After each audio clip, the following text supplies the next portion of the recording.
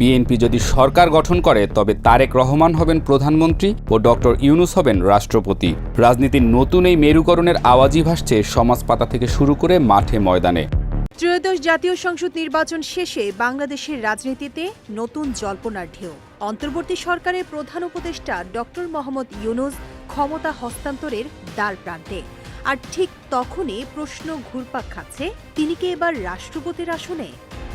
রাষ্ট্রপতি পদ নিয়ে 4 জন ব্যক্তির নাম আলোচনায়।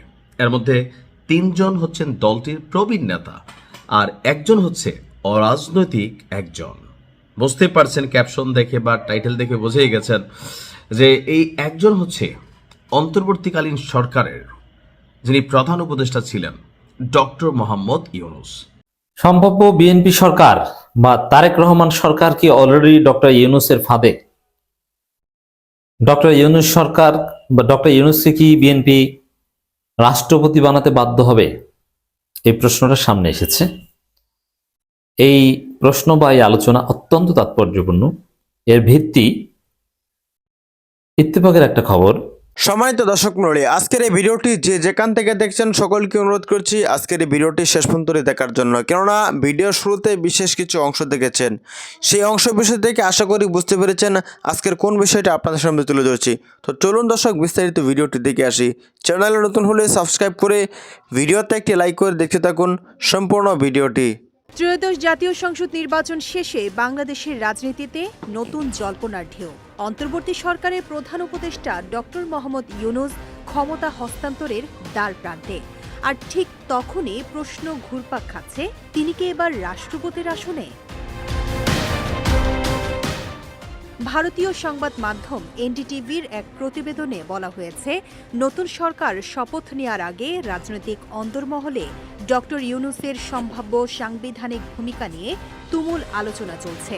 সামাজিক যোগাযোগ মাধ্যমেও ছড়িয়েছে জোর গুঞ্জন, সরকার চাইলে তিনি রাষ্ট্রপতির মতো গুরুত্বপূর্ণ পদে আসতে পারেন।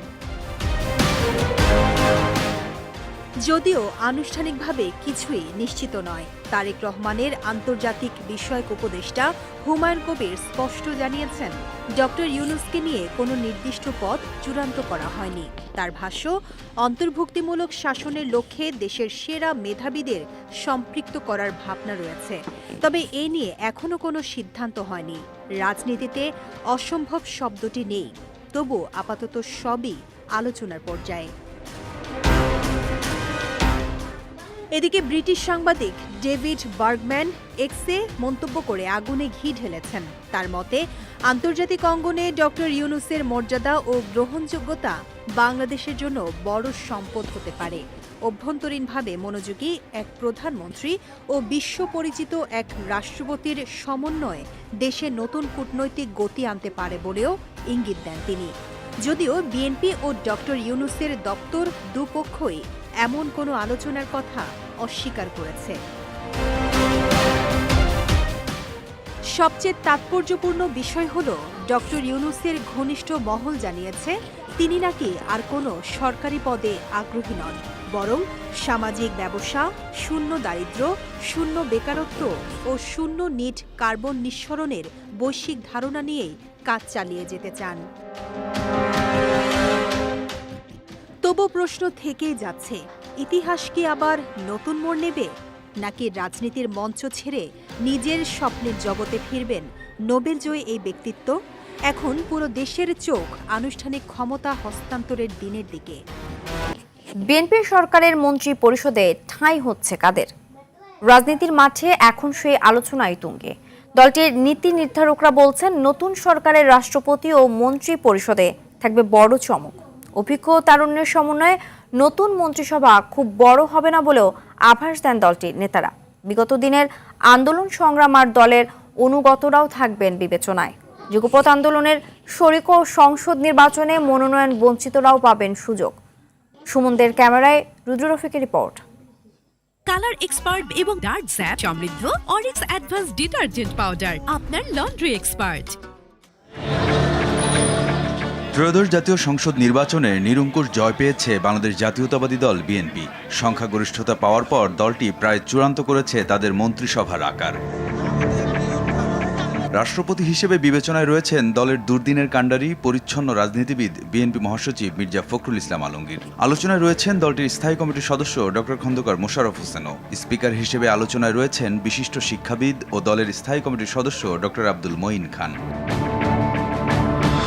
সড়ক পরিবহন ও সেতু মন্ত্রণালয়ে দায়িত্ব পেতে পারেন মির্জা আব্বাস। স্থানীয় সরকার মন্ত্রণালয়ে সালাউদ্দিন আহমদ।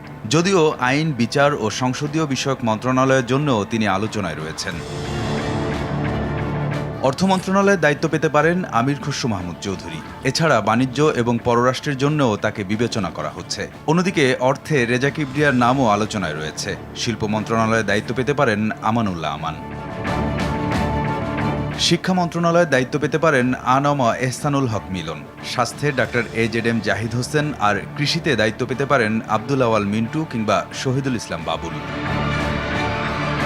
স্বরাষ্ট্র মন্ত্রণালয়ে দায়িত্ব পেতে পারেন লুৎফুজ্জামান বাবর। আর প্রতিমন্ত্রী হিসেবে শহীদউদ্দিন চৌধুরী অ্যানির নাম আলোচনায় রয়েছে। মহিলা ও শিশু বিষয়ক মন্ত্রণালয়ে দায়িত্বে আসতে পারেন শ্যামা ওবায়েদ। টেকনোক্র্যাট কোটায় তথ্য ও সম্প্রচার মন্ত্রণালয়ে রুহুল কবির রিজভী, জনপ্রশাসন মন্ত্রণালয়ে ইসমাইল জবিউল্লাহ এবং পররাষ্ট্র প্রতিমন্ত্রী হতে পারেন হুমায়ুন কবির।